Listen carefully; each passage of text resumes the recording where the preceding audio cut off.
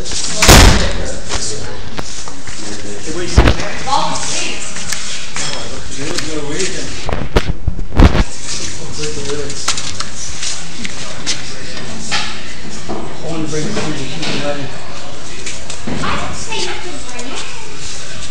a freaking goofball. Just go with it. You're the bad cop, remember?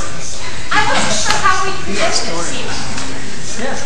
We could have unveiled it correctly when you did your talk. No, I know the story. What? Well, Carson kept wondering where all the bikes were. I just want my toenails that color.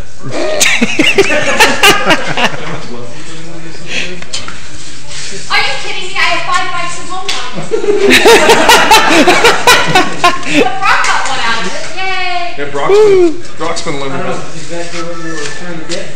No, it's a Chip Boots edition. Oh, you're right now. It's my shirt. All right. It's all mine. That's You it. were short. I'm just proud.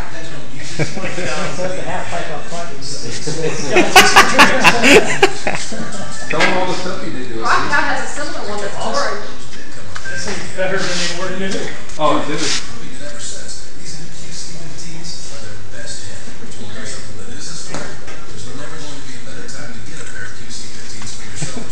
Oh, it's just one of those things like it's like kids.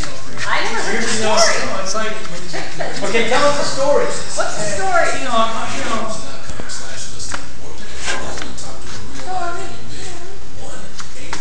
it's just important to me.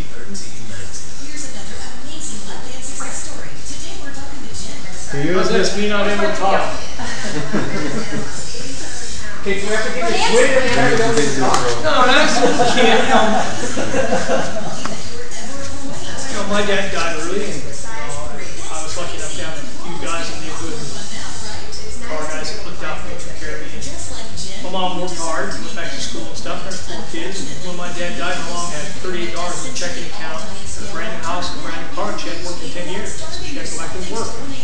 And she made a lot of sacrifices for us kids, but we never really knew it, you know. Like in 64, 65, when these things came out, they were the hottest thing going, you know. There was like, it was the big thing. Every kid in the block had one, you know. And I had my 24-inch hubby. And they were all riding me, so I went out and, you know, I saved my lunch money, did mowed lawns and paper routes, and I bought it instead of, you know, handlebars and tried to make my hubby look like a stingray. Now, you know, I just was like, you know, I mean, I'm not getting a big emotional thing about it, but, you know, I was just, as a kid, I always kind of felt like on the outside. You know, our family wasn't the same like everybody's. My dad and all that, so you feel a little different.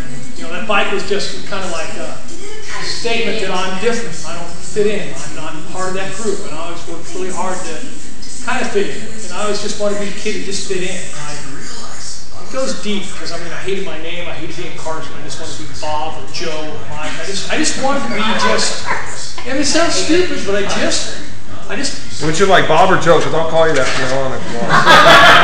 So anyway, I saved all my money I could, and Stingray bikes were $39, $39.99. I saved all my money. My mom took me down to the bike shop on a Saturday morning and went to buy it. And literally like a month before they raised the price to $49. And I had my money, I mean seriously, it was like coffee can money, like nickels and dimes and quarters and dollars, you know. And the guys at the bike shop knew me because I was there every week, you know, like just drooling over these things. It was like Christmas candy. They're all lined up, you know. Oh, there's 20 of them there. There's red ones, there's blue ones. Can't I just have one? You know? But it was like that thing I couldn't get. You know, it was like, but it became like this manifestation for me. It shouldn't have been. It was kind of unhealthy when I was a kid because it became kind of a statement of you'll never get there. You'll never be normal. You'll never be like those kids. You'll never be like your friends. Your family's different. Your name's different. Your background's different. It's like you'll never get it. So this today is like. So yeah, my mom literally started crying there in the bike shop. She said, "I can't give you $10. $10 is groceries for a week for our family. I don't have $10. I mean, this is 1965. $10 was like $100 or $200 today. She didn't have it, and so." You know, it's one of those things I always told myself, you know, I'll get one, I'll find one. You know, every once in a while I'll get on eBay and look for one and track it down, but you never find one complete, you never find one. So you didn't go save some extra bucks?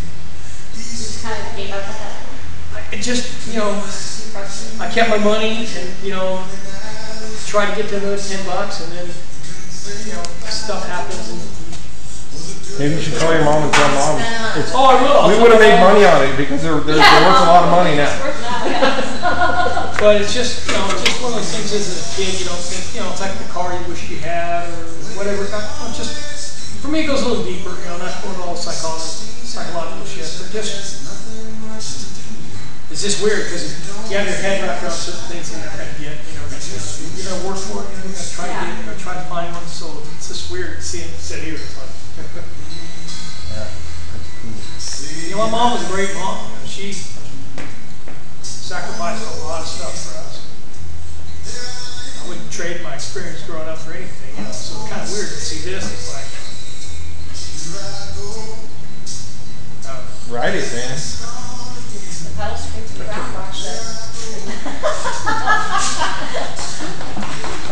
you've got a bike and you crush. I know. If I'd only known.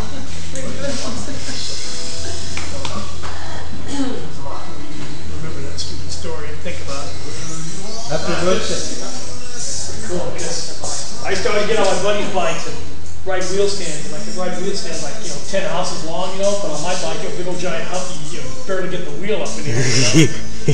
I don't know if it'll make you normal, but you got the bike now. Well, I'm never going to be normal. But it's funny, too, because I learned, life's a learning deal. It was in junior high when I met Ed Roth. The first thing he said was, tell me one thing you don't like about yourself. I mean, what are you talking about? Why would a grown man even say that in a conversation? He was really an influence on me. He said, I'll start it off. I don't like my nose. I got a big, gigantic nose. It's the first thing look at me. I got this ugly nose. I said, I don't like my name. He stopped. Pain said, stop. I'm going to tell you right now, that's the coolest thing about you. Did you hate that? Because it's going to come the day that people are going to remember that name. That's going to be, he says, I always do the same thing on my cars. I find the ugliest part of my car. Not that his cars are beautiful. But he says, I find the ugliest thing on the car and I work on it so much that I like it.